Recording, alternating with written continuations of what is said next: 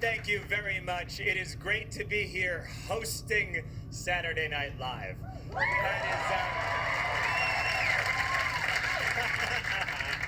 That is a very weird thing to say. I was a writer here for 5 years, some of the best years of my life, and to be hosting here is just surreal. I mean, I used to write monologues for the host. Now I'm up here, I get to give the monologue. I get to introduce the musical guest. I mean, that's incredible. The best intro, by the way, I ever saw of an SNL, Sir Patrick Stewart was introducing the musical guest, and this is how he did it. He went, "Ladies and gentlemen, salt and pepper!" Like he was surprised by pepper. Like minutes before, they'd been like, "We can't find pepper anywhere." And he was like, "If we must go on with salt alone, we will go on with salt alone."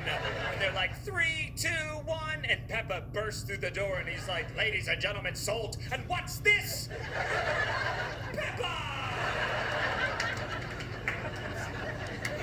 It was the best time. It was an innocent time, you know? When I was younger, I thought that the world was gonna be simple and nice. But now, at the end of my life, I'm not so sure. I'm getting grumpy, which I don't like. Like, I don't like any new songs. I don't like any new songs. Because every new song is about how tonight is the night. And how we only have tonight. That's the message in 90% of songs. That's such 19-year-old garbage. I want to write songs for people in their 30s called "Tonight's No Good, How About Wednesday?" Oh, you're in Houston on Wednesday? Oh, okay. Well, then let's just not see each other for 6 months, and it doesn't matter at all. I try to stay polite. I'm overly polite, apparently, my wife says. When my wife and I walk down the street, we have totally different styles. When she walks down the street, she does not care what anyone thinks about her in any situation. She's my hero. When I walk down the street, I need everyone to like me so much. It's exhausting. My wife said that walking around with me was like walking around with someone who's running for mayor of nothing. Strange, the passage of time. I like old-fashioned things, you know. I was in Connecticut recently doing white people stuff, and really, okay. And one day in Connecticut, it doesn't matter why, but I was sitting in a gazebo, and there was a plaque on the gazebo, and it said, "This gazebo was built by the town in 1863. That's in the middle of the Civil War. And they built a gazebo. How did that town meeting work? They were like, "All right, everyone, first order of business. We have all the telegrams from Gettysburg with the war dead. Let's see here. Okay, would you like to be indoors and out of doors all at once? Ever walking through the park with your betrothed and it starts to rain, but you still want to hold hands? Well, may I introduce you to, and my condolences again to everyone, the gazebo!"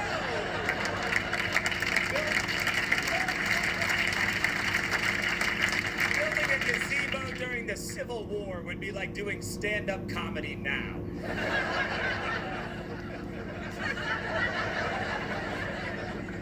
They used to do weird, slow, leisurely activities in the old days because they didn't have enough to do, so they had to fill the day. Back then, you woke up and you're like, "Oh God, it's the old days. I gotta wear all those layers. We gotta think of some weird, slow activities to fill the time," and they did. Have you ever seen like old film from the past of people like waving at a ship?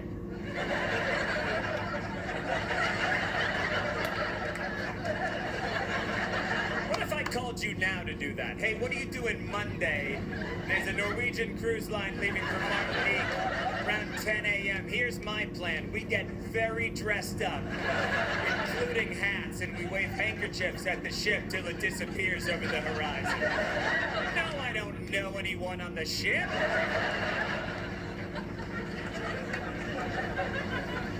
Everything's fast now and it's totally unreasonable. The world is run by computers. The world is run by robots. And sometimes they ask us if we're a robot, just because we're trying to log on and look at our own stuff. Multiple times a day. "May I see my stuff, please?"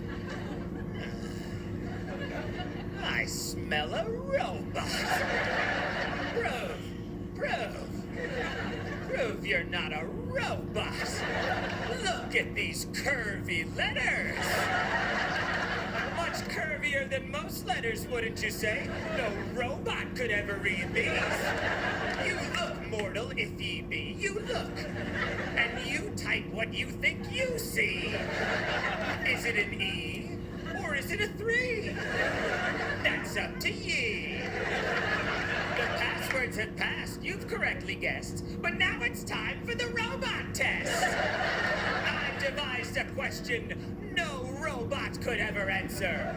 Which of these pictures does not have a stop sign in it? What?